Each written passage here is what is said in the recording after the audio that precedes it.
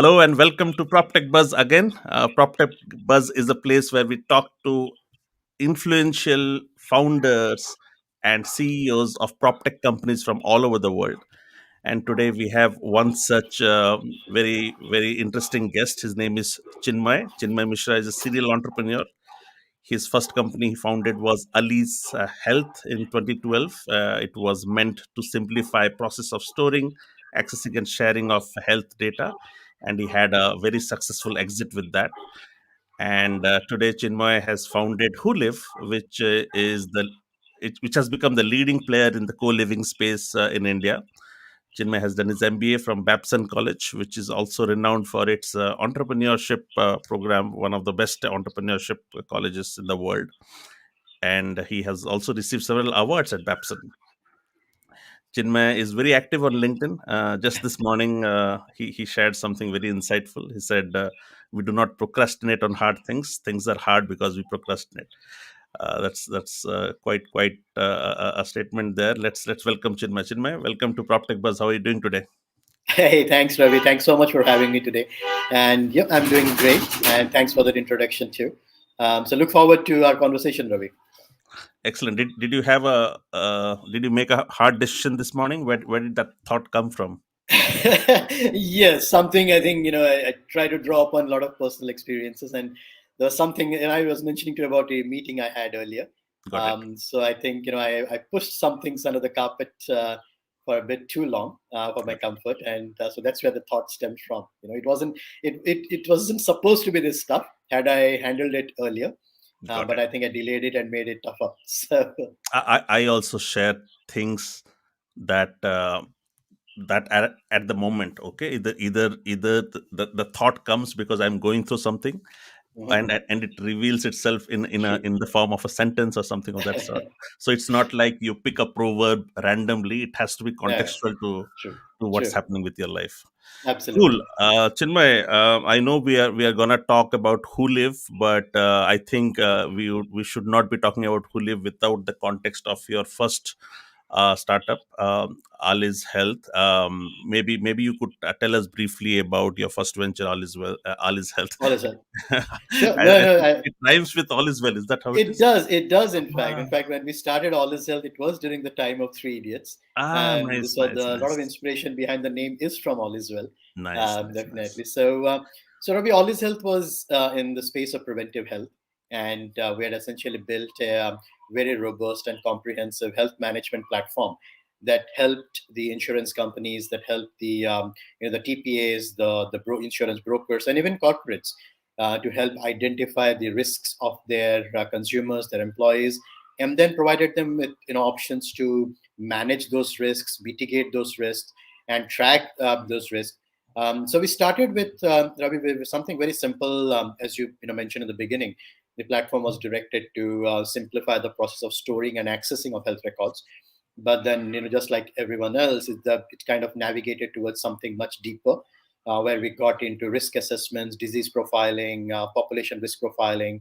Because the more and more we started working with some of the large B2B players in India and outside, the scope kind of kept on expanding. We got into newer spaces, and towards the end, we were also into the platform was being used by actuarials, the underwriting teams, and insurance companies. It had also created a separate branch which was into occupational health. So a lot of manufacturing companies in India were using it, and it had got into claims data analytics and so on. But the fundamental part, Ravi, was that it was primarily geared towards managing of non-communicable diseases and helping people kind of lead better and healthier lives. So that was the whole idea behind All This Health. How was it B2B? Could you explain the context? How was it B2B? Sure, sure. So the platform that we had, as I mentioned, it provided elements of gathering information from the consumers, and then using that information, we used to predict what could be the risk profile of an individual to various non-communicable diseases. So, for instance, if we are working with an insurance company and we are taking in the claims data, we suggest that, say, certain gentleman has filed a claim for something of a cardiac related issue for his parents, and then the same gentleman, we gather that he or she is into smoking, and we gather the BMI and the other details and the blood pressure maybe. So we put the two and two together, and can we predict that this person might also be at high risk to heart conditions. So that kind of information, and I'm giving a very simplistic view of it. Right. So Yeah. that kind of information is extremely significant to insurance companies, who they can reach out to that individual and say that, hey, why don't you do these XYZ things in order to manage your heart risk? For an Mm, insurance company perspective, it delays the possibility of a claim coming in. And from an mm. individual's perspective, just you are on a path of healthy life. Nice. Nice. So it's kind of a win-win. Similarly, for corporates, if you look at it, they would like to use it for their employee wellness, so that it reduce absenteeism, and more than absenteeism, it actually reduces presentism, which is a bigger problem in corporates these days. You're present, but you're just not there, which Mm, is more related to mental health, work-life balance.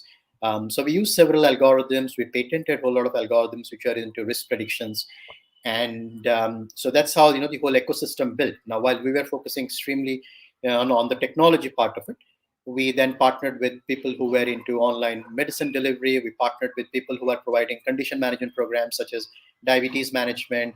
We partnered with people who are into smartwatches, so that we can get that data element as well.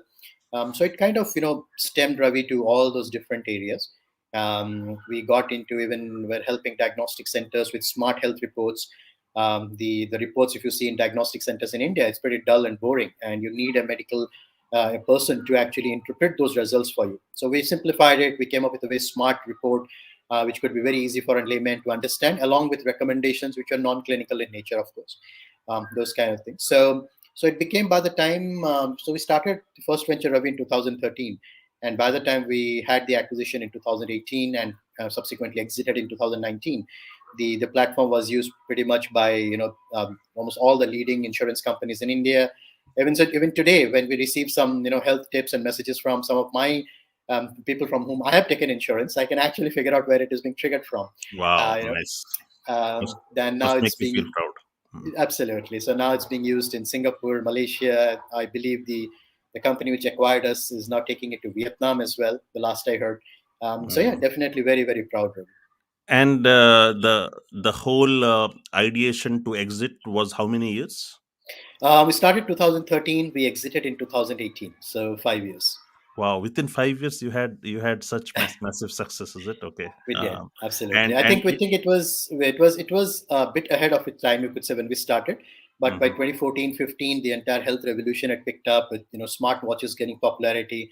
got People it. we were into those things. So that kind of accelerated our growth. Got it. And by 2018, we had actually moved out of India as well. We were working with the largest insurance companies in Bangladesh, in Malaysia, and so on. So yeah, I think it kind of coincided with the health consciousness rising as a nation. Yeah, Got it. so we were in a good time. Excellent. Cool. And then after the exit, you transition into something completely different. And this is one question that I'm always very curious about, right? Um, because so one has a life is short, and how do you pick which which area or which sector, which problem space should you spend your next 5 to 10 years into, right? When you're building a company, when you're Yeah, building a startup, you need to give yourself 5 to 10 years to materialize. sure, sure, And and being an entrepreneur, I'm sure you're bombarded with a lot of ideas, because yesterday I also posted something. I said an entrepreneur's eyes are completely transformed. Okay, Mhm. before no, entrepreneur, after an entrepreneur, you see opportunities almost everywhere. Sure. However, how do you choose the right opportunity for you, and how did maybe you could give me a pattern recognition, or some kind of a framework that helps you pick the right idea that you want to invest into. Sure, sure. So Ravi, personally speaking, I think a couple of things worked in my favor. One is that the post-acquisition, anyway, we were prohibited from working in the health tech space for a bit because of the non-compete and all. So, and Okay. all my life, I had been in healthcare. So once that space was out, everything else was the same for me. I didn't know anything else, So I think that made my decision making much easier. So when we were looking at the next big thing, and to be very honest, Ravi, I don't think that there is any science behind it. I think it's more of a gut feel that we have as an entrepreneur. When we are looking at a few different things, we just feel drawn towards a certain thing and say, "Hey, look, this is what I want to do." And I think the whole concept of Hooliv also stemmed. There wasn't one such eureka moment as such, but it was kind of It kind of got, you could say, initiated when I was speaking to a cousin of mine who came from Jaipur, and he was living in a hostel in Delhi.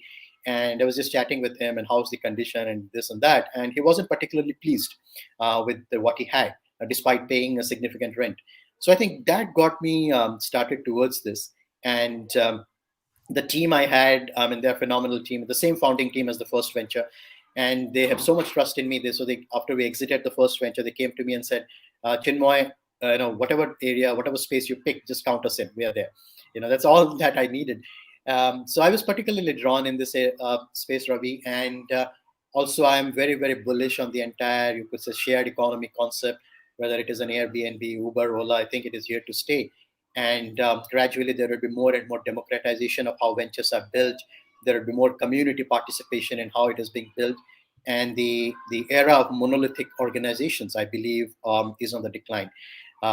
So those kind of things all played in, Ravi, and yeah, before we knew, we were drawn into this, and we then started considering this space more seriously. We dug in, we figured out what really is the market, how big is the market, what are the challenges, and so on. So there were certain diligences that definitely you do before you jump in. And more so as a second time entrepreneur, you are aware of the things that you did not do right in the first venture, and Right. you do not want to repeat that. Right. So you could say you are a bit extra cautious when you get into it. Got But at the end of the day, Ravi, it's just gut feel, and then it's an art. There's no science to it. it. Mhm. um, Even today we toy with a few different ideas and saying, hey, we could do this also, we could do that, which is outside of Hooliv. Mm. And as you very rightly said, moment we see something, we look at it as an opportunity, how it can be improved, how it can be different. Right. But yeah, I mean, gradually, you get drawn towards certain thing, and then the rest is history. Got it. So let's talk about the co-living sector as such. All right. So you rightly said you are a second time entrepreneur, so you have the lenses, you have the privilege of experience. If not in the same industry, but you have run a company, so there is definitely better due diligence this time.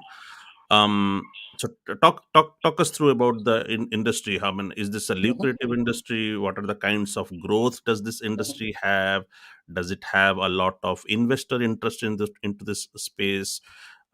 Talk us through the Sure, sure, sector. sure. So there are a couple of parts to it, Ravi. The first thing that you mentioned is something very interesting, that when we moved out of the health tech space and now into the co-living student housing sector, very, very different.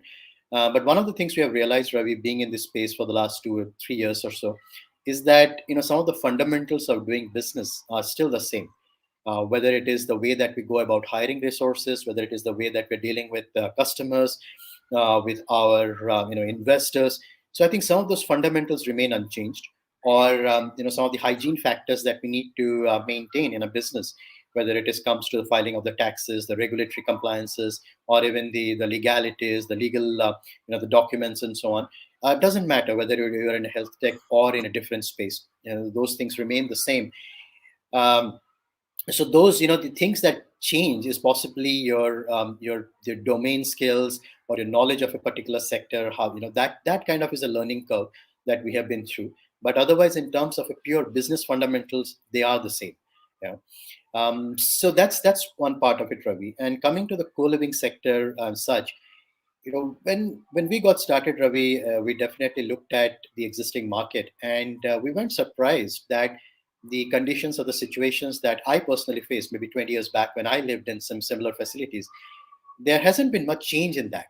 The complaints that we used to have with regards to poor infrastructure or rundown assets, or it could be lack of hygiene, lack of safety, security, privacy, strict contractual arrangements, those challenges still remain, simply because the demand has been so good year over year that the asset owners never really had an incentive to invest in upgrading and upkeeping of the assets. Hmm. Year over year, the demand has been going up. More and more students, more and more professionals are becoming more mobile.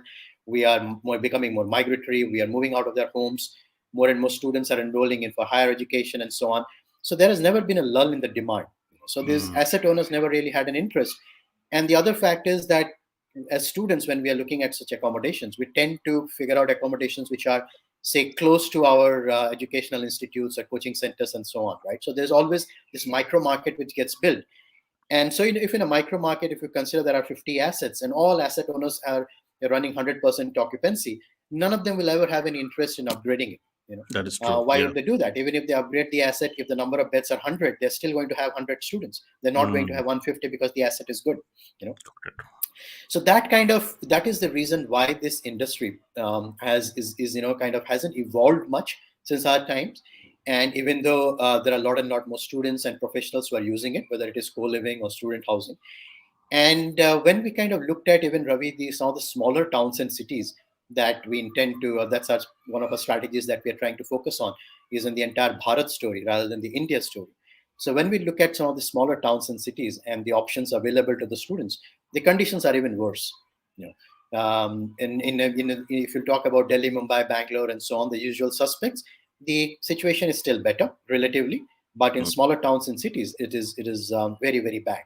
So there are a couple of things, Ravi. One is that definitely there is a niche opportunity. The market is extremely unorganized, run by mom and pop operators. So there is a chance to do to this industry what possibly Oyo did to the hotel industry.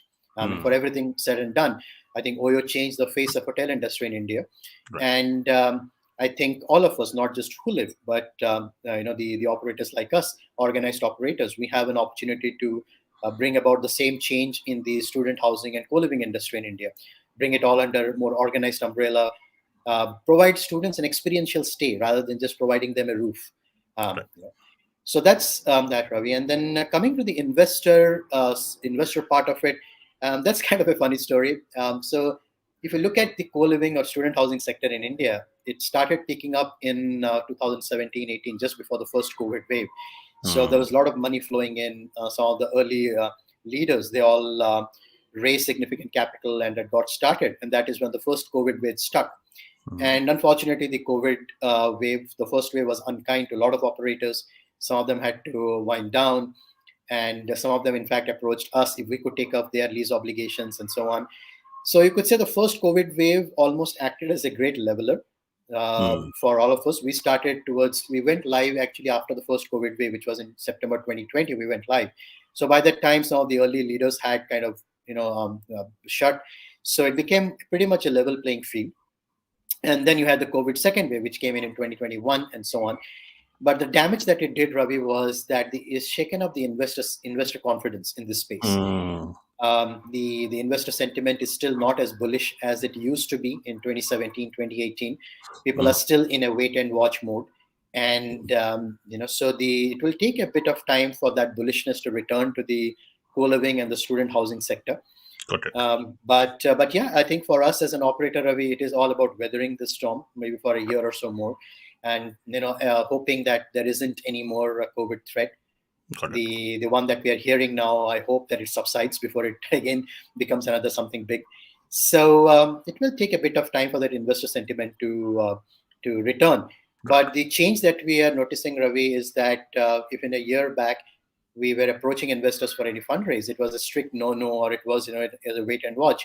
But now we are getting more yes than nos, and more investors are starting to entertain at least the whole idea of, okay, let's give them a listen and see if there is any potential to it and so on. So I think it's a matter of time, Ravi, but the field for investment in this space is still behind some of the other sectors, I would say. Got it. And I would assume the investor interest would be they would be interested because if you look through it, since you talked about how this space is has not been disrupted because there has always been demand, right? And Yeah. the most important thing for investor is, okay, how much of recurring revenue does this offer? And the rental space, especially for hostels, students who live, either if they're joining a college, they would live for like 4 years, so there is definite rental recurring cash flow that comes in. Yeah, And I think this aspect of it make it attractive to investors, right? Because you're not it selling is. It is. one time and then, so I was hoping that Definitely. I there mean, would be some yeah. interest there. Definitely, Ravi. I mean, if you look at just purely, if you talk about numbers and the market size, I think a lot of reports suggest that there is a need for close to about 27 million beds when it comes to the co-living industry. And if you talk about student housing alone, there is a need for a close to 9 million beds in the student housing space. And it is not without justification, because If you look at the private universities that have mushroomed across the length and breadth of country, the private universities are mandated or required by government to provide housing to only the first year students, and the remaining, if you're talking about undergrad and second, third, and final year students, are on their own. So that is the reason wherever you have private universities in India, you have a lot of the student hostels and accommodations close by. Similarly, if you talk about coaching centers and places like Kota, Jaipur, Udaipur, Patna, they're again amazing hubs because that's where all the students come if they're looking to prepare for civil services or for IIT JEE and so on. So there has never been, one is that the demand has always been there, Ravi. Second is there is no lack of supply. Any micro market that you consider in a particular city, as I mentioned earlier, they are predominantly run by mom and pop operators. So if you approach an owner of that asset and say, hey, look, we are taking it up, we are making it more organized, we're providing more value added services to your tenants and so on, and it will and you get anyway the payment that you are currently drawing. So the owners are also more than happy to give it in the hand of a trusted party rather than have mom and pop operator run it, because the risk that they run is every 6 months they leave and they have to find someone else to manage it. So there's no dearth of supply. The demand has always been good, and as we're discussing, the occupancy, if you're located in a good place, the occupancy is always there. And the final point, Ravi, is that this is an industry where the mathematics is very simple of this business. Unlike other tech businesses where there are a lot of other you could say threads that you have to consider when you are coming up with your revenue projections or your revenue models and so on. In this particular business, the economics of the maths is very simple. You have X number of beds, you have Y% occupancy. You charge on an average say Z, so you know how much you're going to earn month over month. That's pretty Mm. much assured, as you rightly said. And so you know what you're going to earn in a year. Even if you do not add more inventory or do not add more occupancy, that is the minimum that you're going to do. So very, very predictable business, Ravi, and a business where the numbers also kind of are very clear. The other part also, Ravi, with this business is that the multiplier, the revenue multiplier, is amazing. It entirely is proportional to how many beds you are having occupied or how many assets you are taking over. So you can very well calculate that this is how my revenues are going to multiply the more inventory I keep on adding. You know, so Mm. the dependencies on other things like tech business, where it could be subject to a lot of other factors. In this kind of business, it is a very simple business to run, and that also is attracts a lot of investors because it is easy for everyone to wrap their hands around it. Right. However, we are talking about India, right? And when we talk about students, they do not have cash in hand. Okay, they're borrowing it from their parents. The parents Yep. are lending them, so there is an element of price sensitivity to it. Okay, so adding more value added services would not mean that the students would be willing to pay more. So Mhm. that how do you take Yeah. care of that dynamic? Yeah, yeah. So that is where something, Ravi, maybe we'll talk about it in more detail later, but an entire role of technology also comes into play. Now, as a student, when they leave their homes for the first time, you're very right that their budget with respect to the room rental is always fixed. The ceiling, there is always a ceiling when it comes to the room rental. So even if you provide them a Taj experience, we are not going to charge them a Taj ka rate. So that's always fixed. However, for a lot of other things, the students do step out. If particularly if we are focusing on the student category, students do step out and they enroll for various other things. For example, somebody might be enrolling for a spoken English course, or somebody might be looking at job interview skills or skill-based trainings and so on. And those are the areas where they do end up spending a little bit more. Mm-hmm. So the idea, Ravi, is that then how do we get that portion of their wallet rather than they going and spending it elsewhere? And that is where even the role of technology comes into picture. Because if you talk about a student category, for them, possibly the most expensive real estate they own are their smartphones. And every student has a smartphone, right? Mm-hmm. So if we can push a lot of these things onto them directly on their phone, it not only saves them the time and the energy of going out of their, place or out of their normal schedule to do. At the same time, there is a possibility for us to monetize it as well. Now, Mm-hmm. for instance, we are partnering with a lot of edtech companies to provide skill-based trainings and those kind of offerings to students directly on their app. And for every such connection that we make and every such enrollment that we do, we do charge a referral fees. And Okay. then when we say we, Ravi, it's I'm talking about the organized operators as such. All of us are trying to do similar things, and so that helps us get that extra rupee out of their wallets. Hmm. Apart from the room rental. Um, so yes, so while they would not pay a higher rent just because you provide them a 6-inch mattress rather than a 3-inch mattress.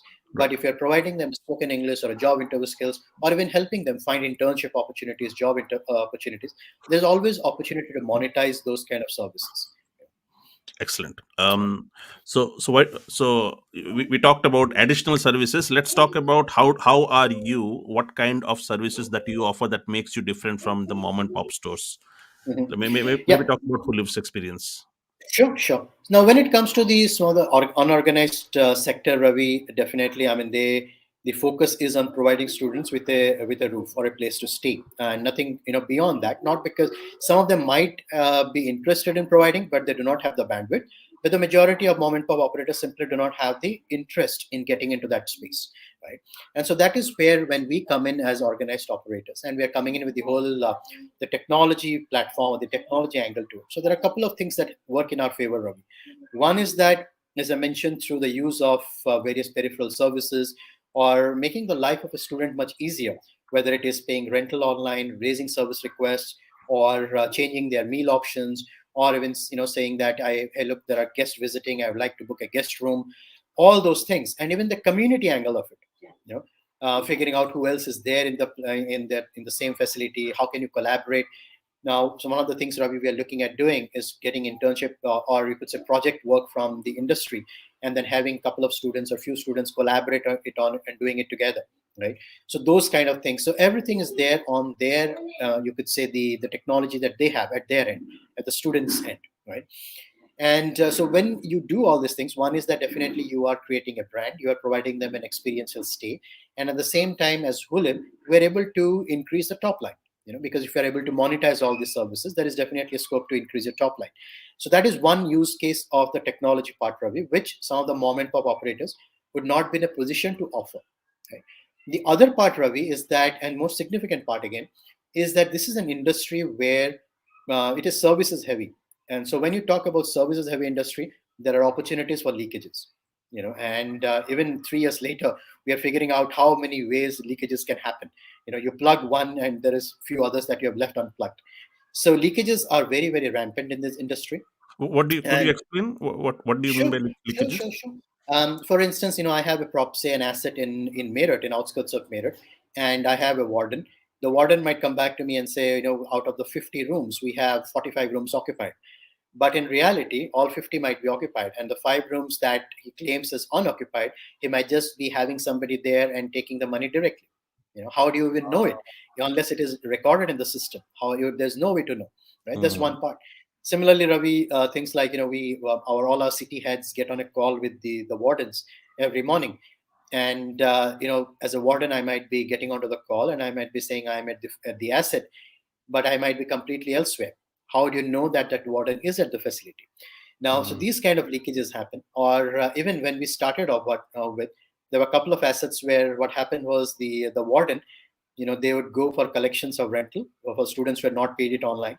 They would show a QR code, and the student would pay, and the money is received. So later on in our system, it's when it showed that the student was yet to pay, and the person responsible called up the student and said, "Hey, why haven't you paid yet?" The student would say, "Hey, look, I've already paid, and this is the receipt." you know and but it never reached our system. So what one of the wardens used to do is that he had generated his own QR code, and so he used to go and show the same, that QR code, right? So these are the kind of things, Ravi, that the possibilities are immense. I mean, people are people everywhere, right? It's the same everywhere.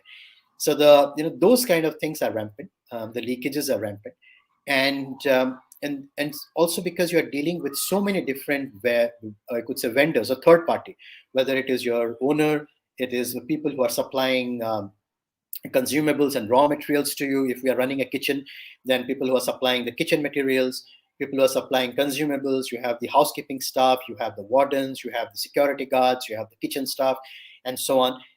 So there are chances, no, apart from the leakages also, Ravi, there are chances that without realizing, you are adding on redundancies, you are adding on flab, you are becoming highly inefficient in your operations. Right. And that is where again technology comes as a savior.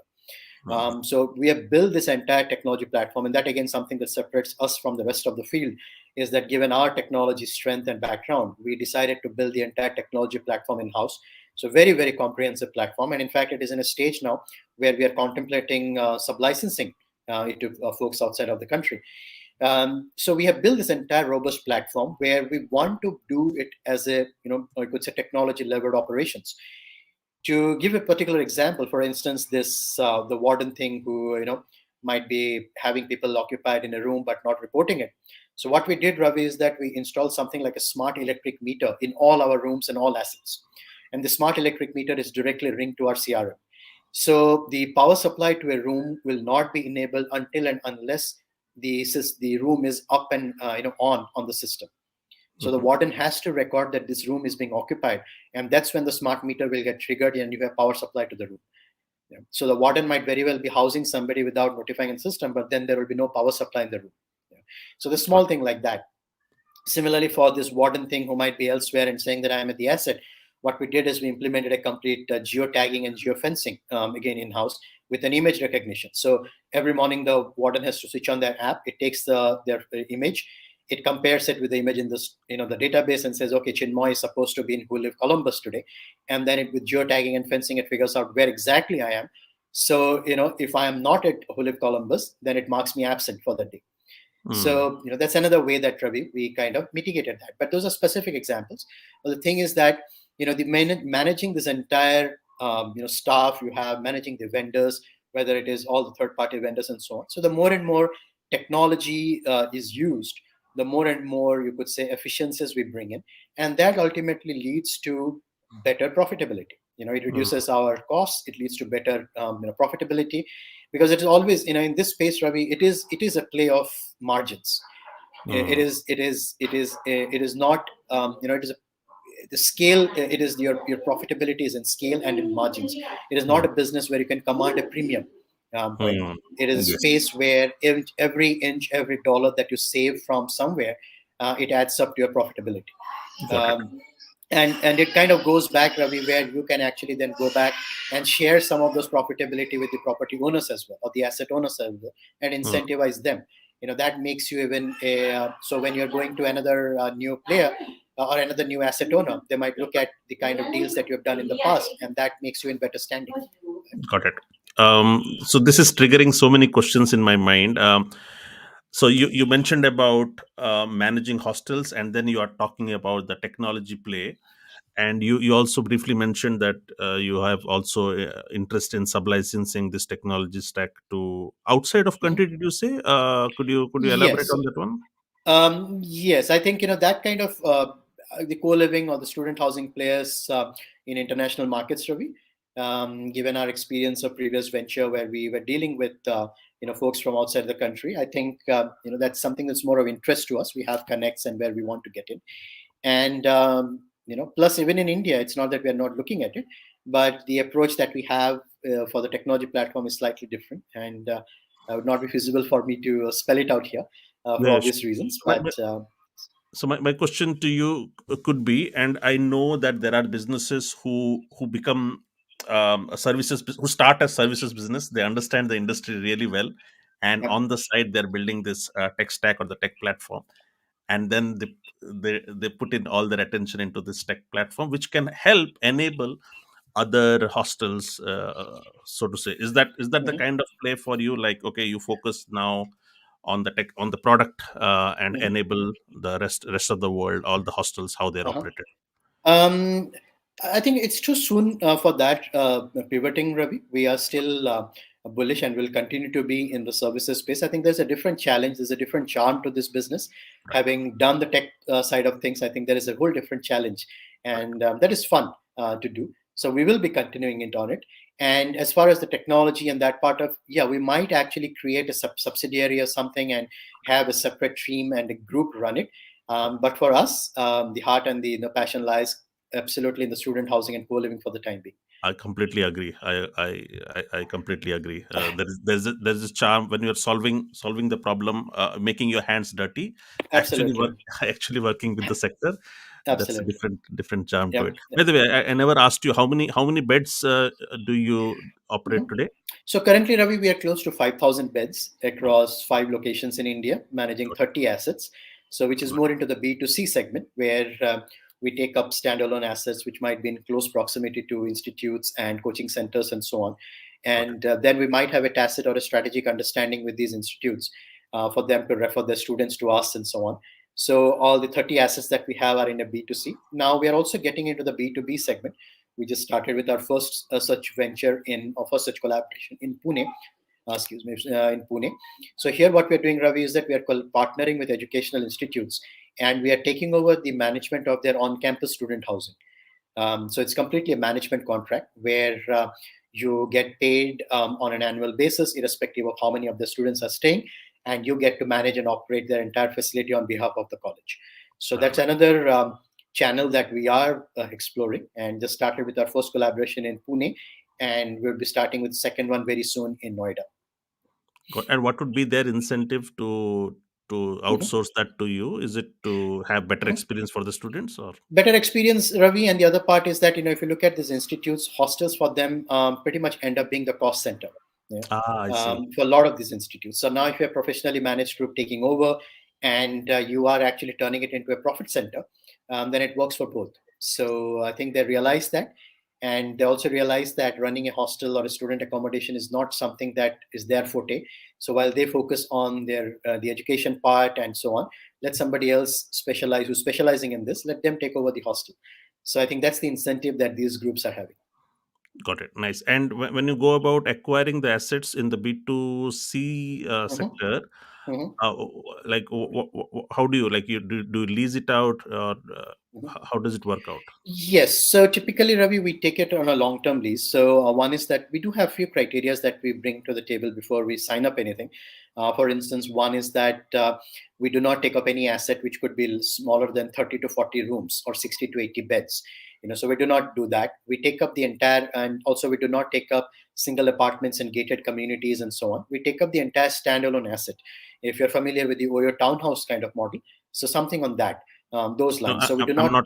not aware of Oyo All right. Townhouse. So it is basically, Ravi, complete inventory rather than shared inventory. So it is not like, we take up 10 rooms in an existing hostel. We take up the entire facility, right?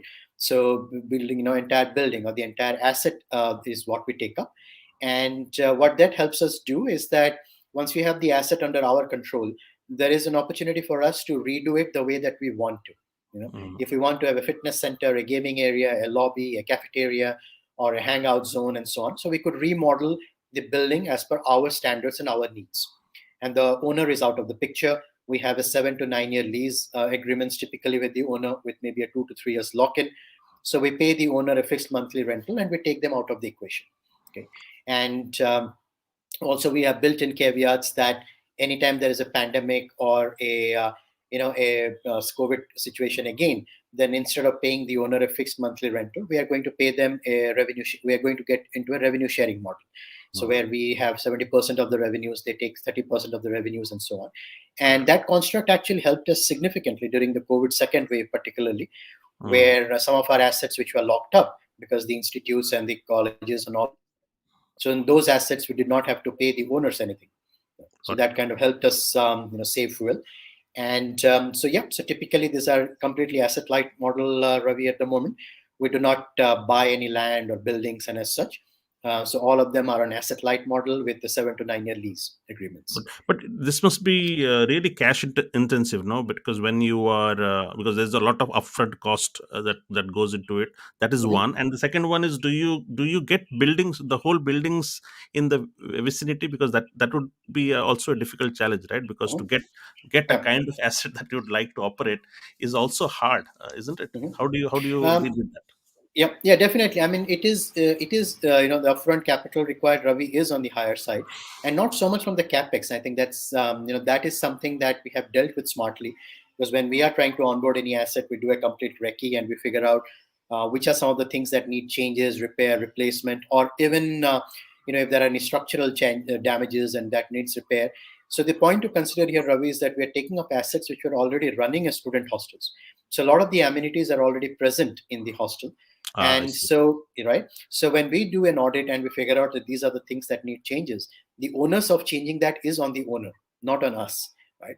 So we give a complete list of things that we want it to be changed. The owner takes up the responsibility to do those changes. Yes, there could be instances where the owner might come to us and say, hey, look, I do not have that kind of capital to make these changes. Why don't you do it? And then maybe we can, adjust it in the subsequent rents. So we do that. Or it could be in case where the owner does a whole lot of things, and because of which the owner might charge you 1% or 2% additional on top of what was the agreed upon rent. So those become, Ravi, a part of the negotiation process that we have with the property owner.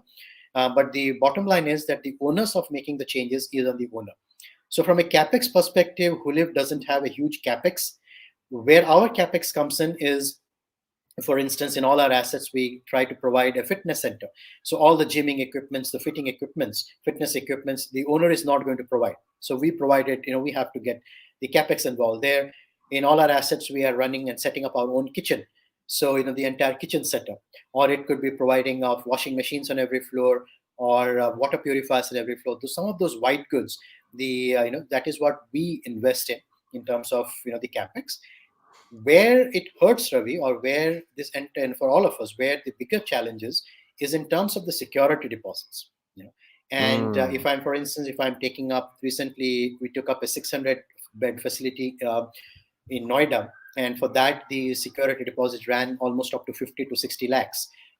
And that is almost a dead capital for you, because it is off your books and you do not get it back till the point that you are leaving the facility, right? So Mm. you cannot do anything about that.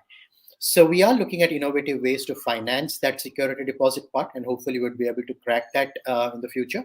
Mm. But as of today, the biggest cost behind taking up any new asset is actually the security deposit, and not so much of the capex, right? Got it. The Got the it. other part also, Ravi, with the good part about capex part is that it's, you when you're taking up an asset, you very well know what's the kind of capex that you need to invest. So you are calculating your break even and your payback period based on that, considering that, right? Mm. So you know that beforehand. You know that if my payback period is, say, 12 months or 14 months, I know you might do well to actually skip that asset and not take it, and not invest any kind of capex, because if it takes 1 year to break even or have a payback period, it doesn't make sense. Um, so those are the Doesn't make decisions. sense. So you're saying 1 year payback is bad. What would It be is a good? bad. It's What would be a good? absolutely. I think all our assets, Ravi, all our assets, it's not more than 3 to 4 months. Oh wow, That's nice. the one. It's I think it's also on the comfort level, Ravi. Some of the bigger groups who might be having significant more capital, they might be more, they might be taking high liberty with the payback period and so on, but not us, not on our assets. So Mm. that's one part, Ravi. And then I think you asked also about these assets and how do we find the standalone assets, or is it Mm. easier to find, right? Right. Um, if you look at, Ravi, some of these micro markets again where we operate, it isn't very difficult to find those things, find those kind of assets which are standalone assets with 15 to 20 or 30 rooms and so on. If you talk about places like Jaipur, where we have significant presence, or even Pune, or now we are getting into Patna and then looking at Udaipur and so on. So they have these amazing micro markets where this entire student hostel culture has come in, and you have people who have built in assets only specifically for that. For I'll give you an Mm. example of Jaipur, for instance. In Jaipur, we have this facility where we have collaboration with Fitji and Allen and so on, and it is right opposite those centers. So Mm. this gentleman who owns the building, he's actually a diamond merchant, and he had this land parcel. And when these entire coaching centers and everything came up, I think people advised him, why don't you carve out a student housing unit here, because it's going to be big student hub, and let somebody run it. So that's what he did. He created almost a 150 bed hostel that we are managing now. And so in every city that you look at, some of the smaller towns and cities, you do come across such assets. So as I said in the beginning, supply is not a challenge or a constraint. There Mm. are lots and lots assets that you will find where people have specifically built it for student housing, and in our language we call it the purpose built student units, Right. right? But if you talk about some of the bigger cities, the tier one, Ravi, the Delhi, Mumbai, Bangalore, and so on, yes, they are finding such assets, and to a scale that actually helps you reduce redundancies, have a centralized team, and everything. That might be a challenge to find similar kind of large assets in, say, Mumbai. And it might be expensive too if you are able to find those assets. So you might run into a supply constraint in those cities. But in the tier 2, tier 3 cities, it's a very, very blue ocean out there, Ravi. Got it. And usually, so if there is a running hostel and you go and approach them to take over, what would be their incentive for Hmm. the owner? Sure. Is it to work with a professional company so that they get predictable revenue and stuff like that, or what's the incentive for Both, them to both. pitch? Yeah, it's both side, Ravi. Of course, money matters. It's both side, and the significant and the primary reason is definitely if we are able to give them a certain incentive on what their take home currently is. And again, it kind of circles back to what we discussed earlier with the entire technology approach. That I'm able to show them an incentive because I'm able to increase the top line, or I know that I can increase the top line from what the current asset is generating. And the second is that I will be able to save a lot more on my operations than what the operational costs are currently. So if I have a better profitability than what they're achieving, then I can share a part of that profitability in the form of incentives to the owner. So, so Hmm. if an owner was taking, say, 28% of the collections home, I can maybe go up to 32% of the collections, right? So because I know I have that confidence that I would be able to generate better profitability. Got So it. definitely the money part works when you're able to give an incentive, and that's a very interesting thing. There are ways that a lot of folks ask us, why aren't you in Kota yet?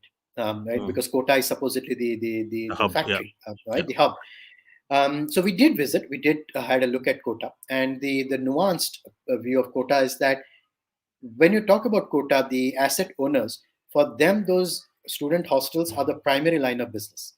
They are into that. They are not into anything else. So Hmm. for me to go in and take an asset there, the kind of incentive that I might have to give to an asset owner, it will screw up my maths.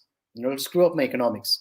Whereas if you talk about cities like the example that I gave you of Jaipur, where the property owner is a diamond merchant, they are not running the asset. It's not their main line of business. So Hmm. as long as they're being incentivized, they're more than happy, Right. right? So that is one part, Ravi. And then of course the whole subjective part of it, as if as an asset owner I'm running the asset myself, then I have to worry about driving occupancy, I have to worry about day-to-day operations, about housekeeping, about providing meals, addressing student grievances, challenges, and so on. So that also becomes a part of my day-to-day activity. So if I have somebody else who is coming in and in a professional group coming in and taking over this, and the top of it I'm getting an incentive, and I do not have to worry about all these things, and do not have to, as you rightly said, do not have to worry about driving these occupancies and so on, that those two are strong enough pull for them to collaborate with organized operators like us. Got it. You And also, yeah. Go mhm. ahead. Go ahead. And Completely. there's another thing also, Ravi, that just struck me in terms of a previous thing, the asset part that you mentioned about supply. One of the other things, Ravi, that is happening in the Indian industry specifically is that a lot of the real estate groups, the yield that they used to get on the residential part is not more than 3 or 4% and so on. But they've started to realize that on a commercial side, and specifically in co-working, co-living, student housing, the yield could go up to almost 9 to 10%. Hmm. So a lot of the real estate groups, they have started constructing assets which are specifically built for co-living and student housing. Hmm. Whether it is our own investors who are a leading real estate group, or some of the other groups that we're working with, we are now getting into that space where we are looking at purpose-built student units or partnering directly with real estate groups and constructing these assets. Now, how you go about constructing this, it could be that the real estate group might take up the complete work of doing it, or the both of us could come to bed together, and then we go to a fractional ownership platform and we say, hey, look, we need to draw on retail finance to have this constructed, and with a guaranteed return of 8 to 9% or whatever it is. Right. So there are a lot of Hmm. innovative models coming around that, Ravi. But Nice. the point is that a lot of real estate groups are now getting pulled towards both co-working and co-living sector because they realize the yields are significantly higher. So that Got it. again plays into our hand. Just to give you an example, Ravi, for instance, in Meerut, we have three assets which are very close to each other, say around 250 beds or so. Now, for me, gradually it will make sense if I can collaborate with someone in Meerut, a real estate group, and I construct a 300-bed facility of our own, and then I let go of these leased assets and move everybody to my own asset, 300-bed Hmm. facility, right? Where then I can cut down on redundancies, I can have much better service qualities, and so on. So gradually, we will all navigate towards that. But as an Hmm. industry, we're slightly early. As of now, we are just trying to collaborate with real estate groups and come up with these units and see how it goes. and then maybe the next step would be to build these facilities where we have strong presence. Right? Right. What I really liked was your profitability or break even is like a couple of months, 3 to 4 months. So then the funding that you need is only to grow the business, to acquire more and more properties. Is Yeah, that I mean is that how it is? funding. Yeah, in fact, Ravi, we took up the fund. It was a pre-revenue round. We had just got started with Hooliv. Mhm. We just got started with Hooliv, and what we realized was that while we were coming on the back of an entrepreneurial success, but when it came to real estate, we were handicapped. We Mhm. were not aware of the nuances of this space. So we wanted to have a strategic partner on board who was from this space, and who better than a real estate group. So we looked around for real estate groups who had publicly expressed their interest in co-working and co-living sectors and so on. So we Mhm. happened to meet this group called the Kolte Patel Group, which is a Mhm. public listed entity headquartered in Pune. And I think it just took a couple of meetings for them to be convinced. And also because of our exit, we had built in good karma with some of our previous investors. Mhm. So of course we came out good in the diligence that they did. So it was a pre-revenue round, Ravi, just to get us started. And post Mhm. that, we never had a need for raising more funds, dilutive capital. We did raise non dilutive capital in the form of revenue based financing and so on, What invoice does financing. it mean? I have a question on that one. What does dilutive, non-dilutive capital mean? So dilutive capital is essentially when you are raising funds against equity. Uh, So the raise that we okay, did from, got it. right, Hmm. and non-dilutive is more on a venture debt or a debt line, Got it. right? So we did that specifically during the COVID second wave and so on, when for a few months the going was very tough. We had to rely on non-dilutive capital. We did not want to go back to our investors time again and again and ask for funds. When you're looking at raising funds from outside, whether both dilutive and non-dilutive, there is a certain other credibility also that you bring in when you have a third party trusting you, with their capital. So that is what we did. So what one of the things that we track, Ravi, personally, I'm very fond of is something that we call as a progress per dollar. Is that the amount of funds that we raised, how far we have reached, and just in November, last month, the we actually did in revenues in that particular month what the amount that we had raised in Feb of 2020. So that's how much we have turned around the investor capital. We did it in 1 month, the amount Could that you we could had you raised explain? then. I did not catch that. What is Uh-huh. that? What is that KPI that you track, and how does It's sure, it's a progress per dollar that we talk about, Ravi. Is that for every dollar how much progress you have made against that? what do you So mean the by more, progress? Progress in what metric? it could be in any sense, Ravi. It could be in terms of saving your costs. It could be in terms of adding new beds. It could be in terms of increased top line, right? So you do not have to rely on more capital to funnel your growth, but the cost of growth is coming down. Does that help, Ravi? Okay, okay, okay. So for every additional dollar, you are spending less and less. So Is it that's how you. is it something Uh-huh. that the industry tracks? Is it something that the investor keeps a keen eye on for startups to see? It's Okay, progress. more it's more of something, Ravi, I borrowed from our tech experiences, not so much Okay, from this space as of yet. got it, But that is something that I really look at rather than looking at MRRs and ARRs, which could all be misleading to some extent. got But this is a progress per dollar, which is very very raw. It is what it is. So if it. I the one example that I gave you is that if we raise a certain amount in Feb of 2020, that is, say for example we raised X dollars. X dollar is what we did in 1 month revenue last month. You know, so that's how Mm, much it has turned around that capital to go with the 5,000 beds and the 30 assets and so on. mm, So we are very very proud of it, and in fact, I think a lot of credit for that goes to my team, who worked relentlessly through the COVID wave, figuring out all sorts of way to keep the lamps burning, hustling, partnering with hospitals, partnering with manufacturing companies who were into essential services and so on.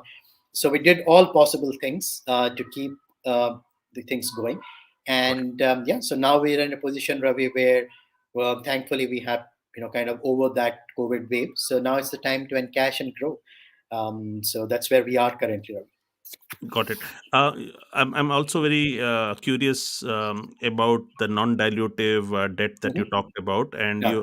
I was reading up, and I realized that you raised from recurclub.com. Um, Yes. could you Mhm. first of all, what's the interest? Because the Yeah. interest percentage is also very important. I am assuming non-dilutive without any stake would Mhm. be highly expensive, isn't it? Could you It, just?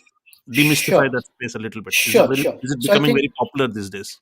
it is becoming popular simply because it is non-dilutive. It gives you that growth capital that you need without giving up your equity.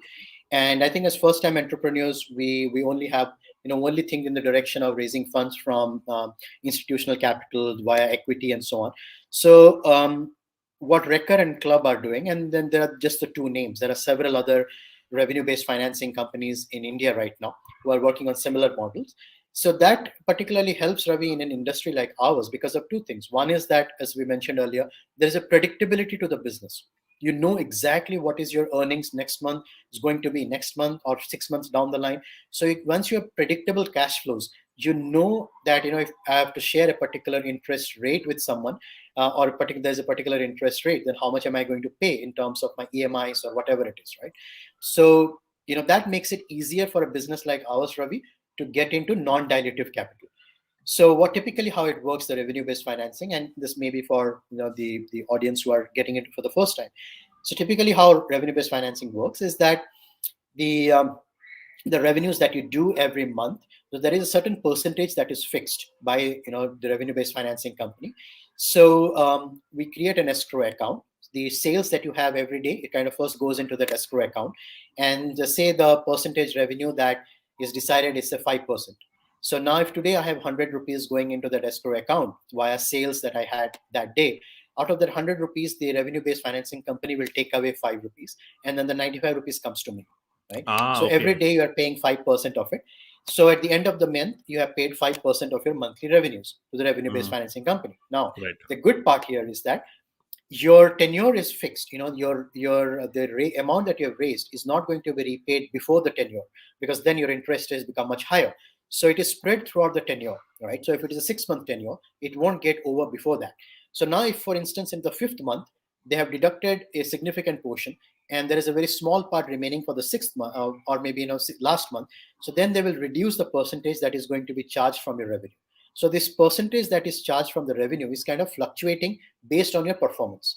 If your revenues are very high, the 5% of 200, so you are giving back 10 rupees on that month towards your repayment. If the revenues are low, you are paying a lesser amount. So it doesn't put a strain on you, unlike a fixed EMI, right? Now, in a fixed Mm, EMI, irrespective of how your business is doing, you have to pay that, mm, right? But in a revenue-based financing, the percentage that is charged gets adjusted accordingly, so you do not feel the pinch of it that much. Okay, I so see. that is one part. But as you rightly pointed out, Ravi, all this, I mean, whether it is revenue-based financing or venture debt, or even if you are borrowing from the banks, if that is non-collateralized, then the interest rates are on the higher side. It typically starts, for instance, when we started collaboration with one of the groups that you mentioned, the interest rates was close to about 18 to 19%. But we given the repayment history and no defaults and so on, the deals that we now do with them have close to like 12 to 13%. I think Ah, it's nice. kind of the more confidence you build with them in terms of a repayments, you start getting better and better offers. That's again something which is very good about the whole revenue based financing industry. So yeah, so if someone is looking to raise funds for the first time, I think Ravi, through your podcast, I'd like to reach out to them and say that, hey, don't just restrict yourself to dilutive capital, but do consider non-dilutive capital. There are lots and lot of players in India who are providing that, and that's a very good way to grow initially. Because again, I mean, not just our industry, Ravi, but a lot of other industries are just coming out of COVID, and the investor sentiments are still not very strong. So if you're able to, if you are looking to raise dilutive capital now, the valuations that you might get may not be very favorable. You might have to dilute a lot. So rather than doing that, look at non-dilutive capital for about a year or so, raise the funds that you need for survival or growth, and then go for higher equity raise or so on. But yeah, the non-dilutive capital, Ravi, is a very good alternative. And So not you, for all businesses, but yeah, yeah, businesses which have predictable cash flows. and this is primarily good for survival or to get short term cash. Am I right? Because if you need Mhm. a lot of cash, Yeah. sometimes like 50 millions, or I Mhm. mean, some of these big players raise 100 Yeah. millions and stuff like that. For Mhm. that, you go back to the investors. Otherwise, Yes. Yes. For is that, that a Ravi, good yeah. differentiation? Absolutely. I think revenue-based financing, the quantum or the ticket that you have available currently is more for seed to early stage companies and not so much for later stage.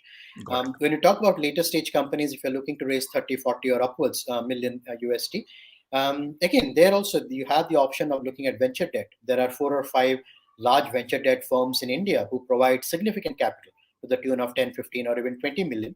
So if you're, say, for instance, if you're looking to raise a 50 million, it is not necessary that entire 50 million needs to be dilutive or equity Got based. Right. It could be a mix of equity and venture debt as well. So that Got also helps you save on the equity. But yes, revenue-based financing is at the current moment, Ravi, structured more towards early stage and seed stage companies. And it need not be only for growth, not only for survival. It could be growth capital. For example, in our case, when we started raising non-dilutive capital last year during the COVID time, it was for survival. But now, when we're looking to raise non-dilutive capital or raising non-dilutive capital, it is more to fuel our growth rather than sustainability. Got it. And what do these operators, revenue-based financing operators, look for to qualify for the funds? You need to have good books, Ravi. You need to have the books which have sufficient capital in it, so that these groups have a confidence that you have the ability for repayment, or there is sufficient cash that you're generating of the business. And of course, and if for instance, example in our case, since we are backed by a strategic group, that also gives them the confidence that look, if it comes to that, these guys always have that strategic group to go back to and ask for more funds. So their, the revenue-based financing, their funds are always secured in a way, right, with us. So I think they look for stability of the business, Ravi. They look for predictable cash flows. They look for the free cash flows that you have on your books, so that you can make the repayments, and also the runway. How many months you have cash left. Got it. So these are the 4 or 5 things that they look at. Got it. By the way, you have a strategic partner already, group backing Right. you. Why Yeah. would you still? So that Mhm. strategic partner is meant to fund you in your They journey, already no? did. They already did, right? So when I we see. raised the equity round in Feb 2020, they already put in capital. Got it. When now we're looking at non-dilutive capital, Ravi, it's just that, as I mentioned, if you're borrowing from Got someone it. outside of that, Got it's it. just Got a it. Got different confidence it gives you. it. Got it. Got it. Yeah, because if they back you, if they then it is Yeah, I mean, it it's just dilutive. Yeah, is dying. And I mean, they could also, they have, during the COVID second wave, they were nice enough to also give us a credit facility. I mean, the I see. strategic investor that we have, not Mhm. necessarily dilutive capital. They were good, nice enough to come and say, Chinmoy, if it comes to that, if it comes to survival, then we are extending a credit line to you, so you Got it. can borrow it from there. Got it. But yes, just that, if you can convince somebody outside of that, Ravi, and borrow from there, Right. that's a whole different, it gives the business a different credibility rather than going on borrowing from the same investor. Got it. Got it. Excellent. I also wanted to know this nuance between student housing and Mhm. working people Working housing. professionals. Okay, Yeah. professionals. Okay. Hmm. Hmm. Is there a lot of difference, because you seem to be focused on student housing? Yeah. Is the offering that there's a lot of different? Would you? Yeah. Could you explain that nuance It's and distinction between? Yeah, sure. Sure. There is significant difference, Ravi, and it starts from the very beginning in terms of where you are taking up an asset. Right now, if I'm taking up an asset which is surrounded by educational institutes, then I'm automatically geared towards student housing. I Mhm, cannot be housing executives if there are no corporates close by, right? mhm, Or if mhm. I'm into working professionals, I would rather take up assets which are close to, say, an IT park or Right. surrounded by corporates. Now, Right. in there, I may not have more, may not have huge student presence to drive student occupancy. So I think Right. it starts right from there, Ravi, in terms of where you are taking up an asset. That itself bifurcates which segment you are into. There are certain assets where, for instance, there are a few assets in Pune where we have both student as well as executives, because it is close to both colleges as well as corporates. There, the difference, Ravi, comes into the assets and the amenities that we are providing in an asset. Right. Now, for an executive or a working professional, typically we have seen that a working professional might need a television in the room. They might need a kitchen facility if they're staying with their families. They might need, it's more like a studio or a dorm, a studio rather, that a working professional looks at if they're staying with their families and so on. Whereas if you talk, and then yeah, a lot of the working professionals, they also prefer to have single rooms rather than sharing shared beds. But Hmm. when you talk about student sector, what we've seen is that majority of students actually prefer twin sharing or double sharing rooms, where they Hmm. actually have a roommate, right? Hmm. because the students have left their homes for the first time. Their parents are also happy that there is someone else in the room with the students, just because there's so many unfortunate news that we hear every now and then, right? So the parents are also more relieved if there is someone else with their ward. So students typically go for twin sharing. Students really do not need a television and so on in the rooms, because they know that if they're looking at those kind of options, the rentals might go up, and they always work on that budget, which is Right. not so much the case with working professionals. So for students, you can do away with providing them television in the lobby area. So that's again something different, Ravi. And then it comes to entire community part of it as well. Now with the student sector, you are looking at, as we mentioned earlier, looking at internship opportunities, job opportunities, spoken English courses, job interview skills, and so on. So you are navigating in a very different direction when it comes to how you go about building the community, how you would go about providing the peripheral services, and so on. When you talk about working professionals, these kind of services will not be of useful to them. So there you're talking about whole different things. You might be talking about organizing movie nights, organizing stand-up nights, or for different other kind of services that comes in. So there is difference at every step, Ravi. It's not that one is good or the other is better. They're just different. Right. What personally we felt was that if we are in both these boats, then we might not do justice to either. So our entry into this whole segment of shared accommodation is through the student housing. Got We haven't ruled out co-living. We ruled out the executives housing. We might get into that. But for the time being, we are very student housing focused. There is another reason behind that also, Ravi, is that I mentioned that we are very bullish on the entire Bharat story, and we're looking at some of the smaller towns and cities that are expanding. So if you talk about smaller towns and cities, again, they're very good for student housing, because as students, when we move out of their home for the first time, say a tier three or a rural, student who is in a rural area, when they move out of their homes for the first time, typically the tendency is to go to the state capital or the largest city in the state, Mm, because of the familiarity with the context, mm, right? If someone is coming out from remote Orissa, the first thing they will do is go to Bhubaneswar, right? So for student accommodation, some of the smaller towns and cities provide amazing facility. But when you talk about the working class or the working population, then definitely you cannot, not have your presence in Delhi, Mumbai, Bangalore, Hyderabad, and so on. Because mm. when we're looking at jobs or looking at working professional, we are navigating to the tier one cities, right? Got it. So again, the choice of cities make it different, Ravi, whether you're student housing or executive housing. Um, so yes, so I think to wrap it up, I would say that at each and every step, right from choosing your city to locating your assets to providing the amenities, at every step there is a difference between a student housing and executive housing. But the opportunities for the professional housing is also immense. Would you say that? Absolutely. Oh, absolutely. I think, as you mentioned earlier, Ravi, a lot of these big, houses, there are reports that there is a need for about 27 million beds, and Mm, that out of that, about 9 million is around student housing, and the remaining 18 is into executives or working professionals. got So it. there's definitely a need for that. You mentioned about Bhubaneswar. Do you have a presence in Bhubaneswar? Because I am from Bhubaneswar. Uh, I'm from. Are you from Bhubaneswar, Ravi? That's a Yes, small yes. world. I am also from Bhubaneswar. Oh, you're from Um, Bhubaneswar. I didn't know that. I, I'm from Bhubaneswar. We, in fact, had onboarded few assets just before COVID, and unfortunately, we had to let them go. Mhm. So I was in Bhubaneswar a couple of weeks back. I think I mentioned to you over one of our communications too. I was in Bhubaneswar, and so we are looking to revive that.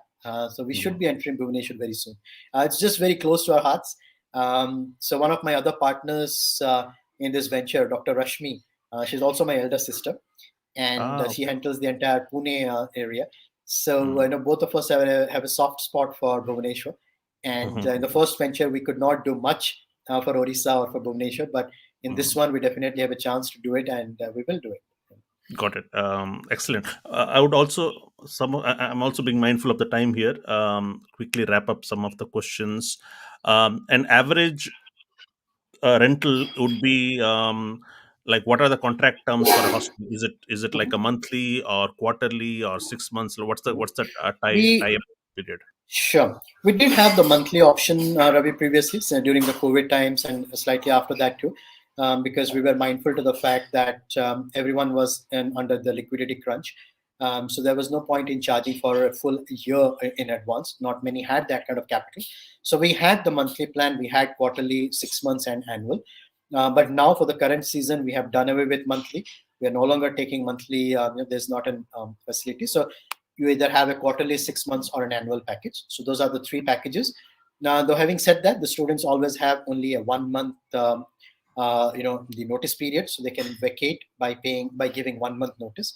Got it. So the contracts are pretty relaxed, and the average ticket size comes to about 10,000 to 10,500 per bed per month, and that is inclusive of the meals as well.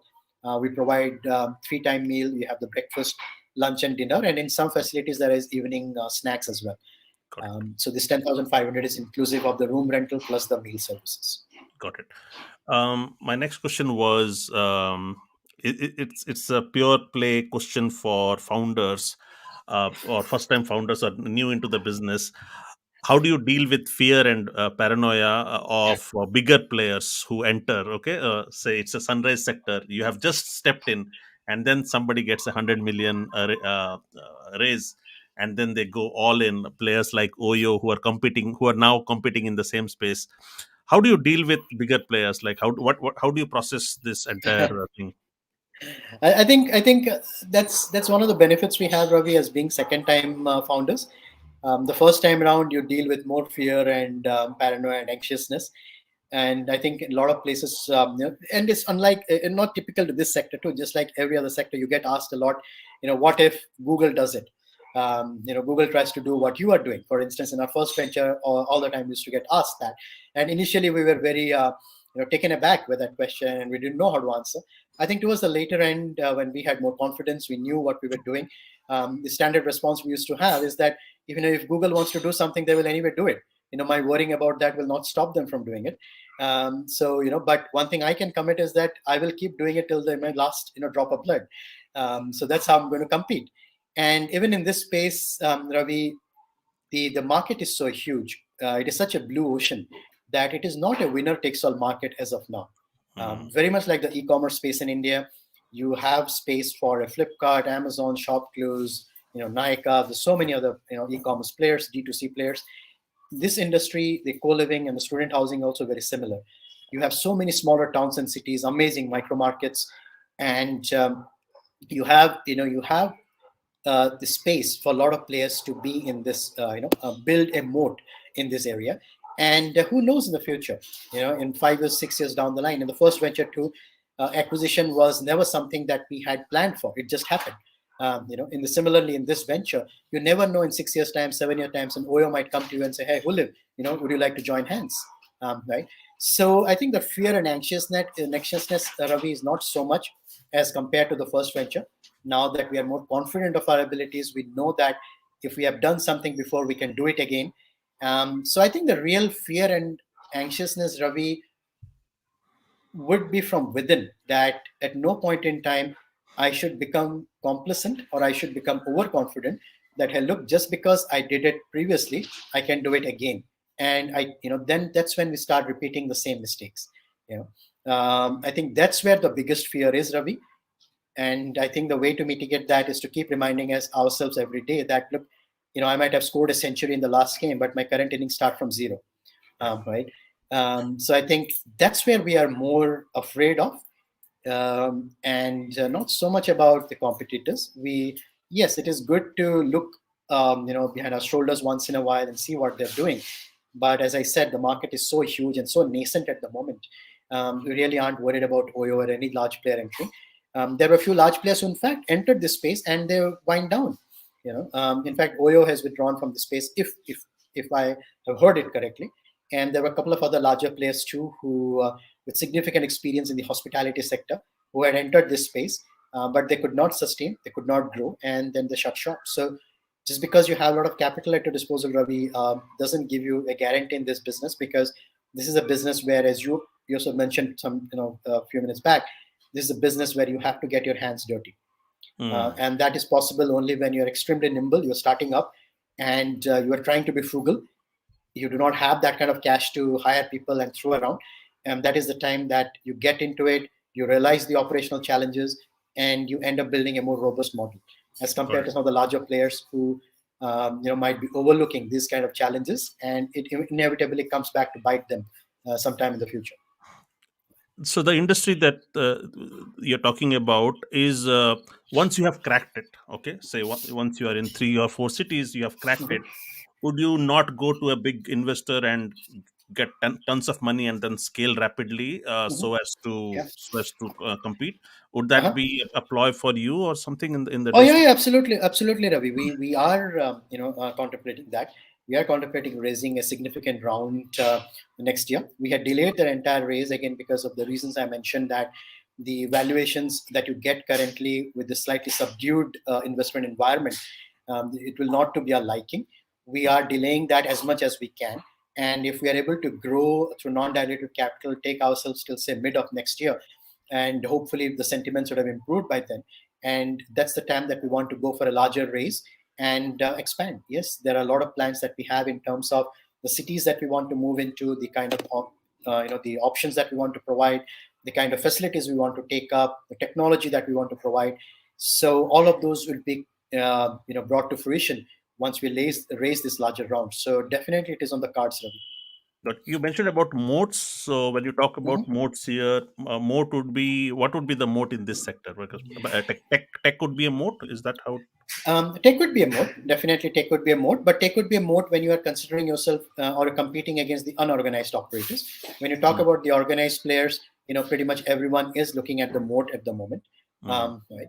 So that technology is a mode. So it will be vis-a-vis your unorganized sector. But if right. you're talking about the organized sector, Ravi, between the 4 or 5 of us, I think how operationally efficient we are, how are we able to achieve that, whether it's through technology or non-technology, but how operational efficient we are, how frugal we are, how we are doing the initial assessment or recce of an asset that we're taking up, the payback periods, the breakdown of the break-even periods, those things will matter. But in our case, Ravi, the other thing that matters a lot is that a lot of the players that we are competing against, the other 3, 4 larger ones, they it's more of a business mode in terms of our focus on the tier 2, tier 3 cities, whereas the others are predominantly focused on the larger cities, the tier 1 cities. So it is very much like, my favorite example is that Caterpillar versus Komatsu, where Caterpillar had its presence in all the large cities, providing its heavy machinery, whereas Komatsu encircled them through their presence in the smaller towns and cities. And they reached a point where suddenly Caterpillar looked behind, and the Komatsu was breathing down their neck. So it's very, very similar to that, Ravi, is that we want to build a moat in these smaller towns and cities. And because the misconception that a lot of people have in this space is that if you're not in Mumbai, Bangalore, then you can't charge higher rentals. While that might be true to an extent, that the ticket price that you can charge in a Delhi, Mumbai, or a Bangalore is on the higher side. But when you talk about profitability, it's almost the same, because Mm, my operating expense in a Bhubaneswar is significantly lower than that in Delhi or in Bangalore, right? got it. So my profitability is at the same level. So as founders, second time founders, we are growing this business patiently. We want to grow it responsibly. So profitability is something that interests us more than just the top line. And I think the good part is that, given the recent winter in funding and a lot of the tech companies with bloated valuations biting the dust and so on, a lot of the investors have also started focusing on profitability and unit economics rather than just your GMV and the top line. Got So that plays into our hand again. So our biggest moat, Ravi, at this point would be our focus on the tier 2, tier 3 cities. it. In terms of amenities in a particular building, it's very difficult to build a moat there. The all 3, 4 of us, we will be providing pretty much the same thing when it comes to amenities at a very similar price points and so on. Very little to choose from. So how do we build these moats around our business cases or our operations, making it more technology levered and so on? Those are the kind of things that play a Ravi. And I think the last point I would like to leave with is the other mode that we're significantly banking upon is that we have built $1 million business again, and we know how to build something back again. And what are the things that we did wrong in the previous venture, and some of the things that we need to avoid, the pitfalls that we need to avoid. So I think that places us slightly better than some of our competitors who might be in it for the first time. While having said that, I do not say that there's a recipe for success, guaranteed success, but this gives you more confidence. You know what the things that you need to avoid, and that is extremely crucial in an entrepreneurial journey. What would be like, for 4 or 5 players in the market? What would be the the max level of revenues? Like, could this be a 100 million business by Mhm. itself? Oh yeah, absolutely. I think some of the early players, Ravi, who had raised significant capital, some of the early leaders in this space, they are currently doing businesses which is close to 25 to 30 million annual in maybe in 2 to 3 years time, and despite the COVID pandemic and so on, so they are doing What would be the phenomenally. like margins for this? Because this looks like a heavily cash Mhm. intensive business. Yeah, yeah. It's not a software. It's not tech only, right? So, It uh, is not tech only. so Yeah. it looks good on paper, 25 million, 30 million. But what would be the Mhm. profitability or? If you look at a profitability or an EBITDA at a asset level, you have somewhere between 25 to 30% EBITDA that you Hmm. can easily generate at an asset level. When you add the corporate overheads and so on, maybe your EBITDA would be somewhere between the range of 12 to 15, 16%. So if you're talking about a 100 crore business with a 12 crore EBITDA, that's fairly lucrative. So now if you are looking at an 800 crore, 100,000 crore business with say even a 10% EBITDA, that's a very good place to be. So yeah, so I would say that it is a game of scale, and the corporate level, the EBITDA would be between that, 12 to 15, 16%. Excellent. Well, thank you, Chinmay, for sharing your wealth of wisdom. Usually, I'm also very, very, because I learn from entrepreneurs, and you are a successful one at that. What do you think are your strengths as an entrepreneur? What are some of your personal traits that makes you stand out? Sometimes people do not cannot evaluate their own strengths. Others I identify it, but still, I'm sure you know your strengths. What are your strengths, Chinmay, as an entrepreneur? I think Ravi, my biggest strength is the fact that I'm very aware of things that I'm not good at or I don't know. um, you know and I try to surround myself with people who are better than me. For instance, I keep telling all my three partners that they are way more qualified and better than I am. I'm more like, you could say, the Saurav Ganguly. I'm not the best batsman, but yes, I think in the best place to lead all of them because they are so brilliant. And when you're dealing with brilliant people, they're often mavericks, and it's very difficult to put an all team, star team together. So that's what my role is, to bring them all together. And when I talk about operations and getting into the details, I mean, Rashmi, my chief operating, and my sister, she's a phenomenal person. I could be kamikaze at times, but she brings everybody to the same level. So I think when it comes to operational details, she's phenomenal. When it comes to technology, I have a partner, my other partner, Gaurav, I think one of the top 100 CIOs in the country. And I've never seen him, even in my first venture, in my second venture, I've never seen him be floundering when it came to any technology question or any technology aspect. Is always up to speed. And we often joke in our team that when Gaurav is sleepy, he puts his computer to sleep. So that's what he does. And then we have Abhishek. I am Calcutta grad, extremely smart, does wonder with the sales biz dev. So those are the kind of people that I've surrounded with, Ravi. I know my handicap, I know my challenges, my shortcomings, and you know so that's one thing that I do. And personally, I think, Ravi, what has helped us throughout these 8-10 years of entrepreneurial journey is that we're extremely grounded. We Whether it is success or whether it is disappointments, I think we always treat them almost the same. And this is something that one of my investors in the previous venture asked me once. He said, Chinmoy, do you practice meditation and yoga? All of a sudden, and I think it was a board meeting or something. And I said, why are you asking? He said, I've never seen you sway to extremes, extreme joy or extreme disappointment. There's a very level, thing about you. I said, maybe it just comes with my upbringing, being from a family of educationalists, and my father was a professor all his life, very disciplinarian. So I think it comes with that, and that helps, Ravi. That helps. We helps because you stop treating success as an event. It becomes almost a process for you, that you don't stop on your milestones, you don't stop on your laurels.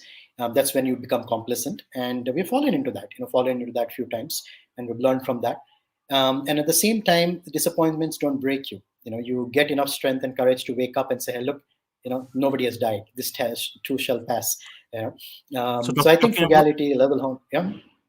Hmm. Yeah, talking Ravi, go about ahead. your father being disciplinary, what are your personal disciplines? Like, you are like, are you always engrossed with work? Do you give yourself time out? Because businesses Mhm. can consume your mental space.